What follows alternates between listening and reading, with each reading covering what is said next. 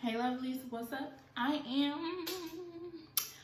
gonna make this really quick and short to the point because I actually have yoni orders to fulfill. And before I got started packing them, I was like, I should include an info card, to teach people like best practices on keeping their vagina healthy. And then I was like, you know what? I should do a video too, because a lot of this stuff that I know now, I didn't know before. They should have taught it to us in school. They didn't, but they should have. So let's get into it on keeping your vagina stench-free, infection-free, healthy, and happy. All right. Number one, a healthy vagina has a pH level of anywhere between 3.8 and 4.5. Meaning that it's moderately acidic, yes. And this is to your benefit because it provides like a protection layer from bad bacteria and yeast overgrowth. When your pH level down there is too high, it's a playground, okay? It's a breeding ground for yeast overgrowth, bad bacteria. You'll find yourself being susceptible or getting things like BV, yeast infection, trichomonas, we can call it trick, discharge, itchiness, just uncomfortableness, stench.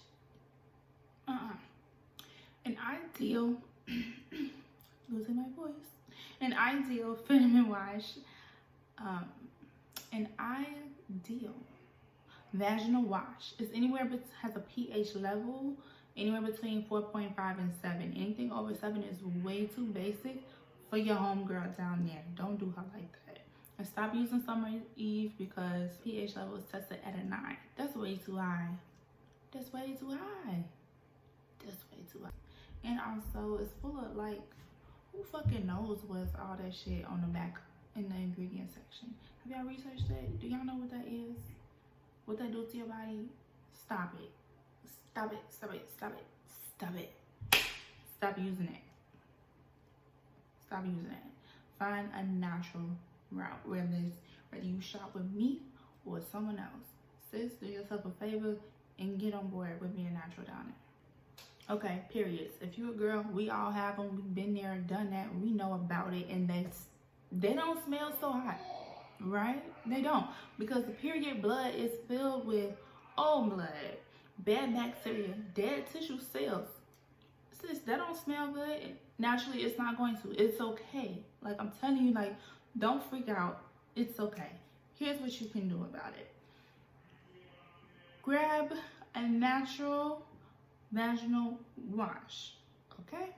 One preferably, like mine, with coconut oil and peppermint oil and chlorophyll, because these things are antibacterial, antifungal, helps with itch, kills yeast, and that peppermint oil gonna keep you feeling cool and fresh all day long.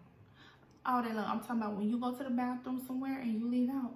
Ain't nobody gonna know you was just in the bathroom. They're not gonna smell you, sis. You're not gonna leave a stench. You're not. Now with that peppermint oil down there doing this thing, I promise you, 24-hour freshness. 24-hour freshness. 24-hour freshness. Natural things to help get rid of yeast infections.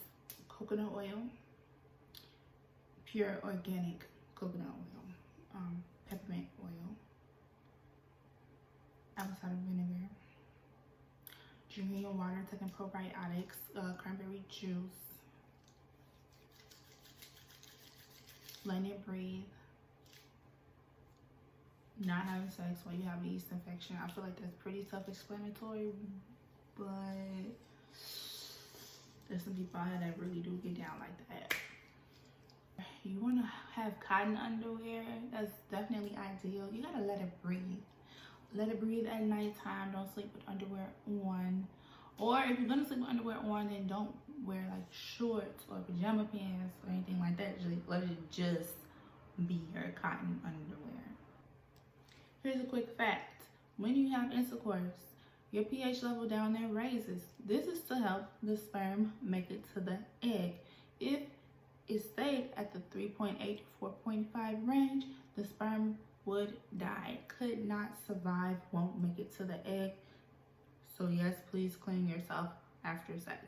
Even if you don't shop with me, I definitely recommend finding a natural vaginal wash that does have those ingredients. Again, they're coconut oil, peppermint oil, apple cider vinegar, and chlorophyll. If a natural wash has any of those and doesn't have too many like filler ingredients, artificial fragrances, colorants and stuff like that, it's generally gonna be okay to use and give it a try to help keep your homegirl healthy and happy. Wash every day. Wash every day. Don't be lazy. Sometimes twice a day. You going to the gym, you working out, it's just a hot day, you sweaty, you just one of them people that you sweaty, twice a day, sis. But at minimum once a day. We do have to practice proper hygiene. It is on us. It is on us. The vagina is self-cleaning, but we have a part to do. We have to play our part. Speaking of the vagina being self-cleaning, soap does not go inside your vagina. No, it does not. That's bad. Don't do that. I hope you remember me doing all this when you in the shower. That was the whole point. But, okay, let's get into this real quick. I promise not to be long. The vagina is actually the canal. Let's think where the baby comes out. That's the vagina. That's self-cleansing. Don't put soap in there. You will mess yourself up. Don't do that.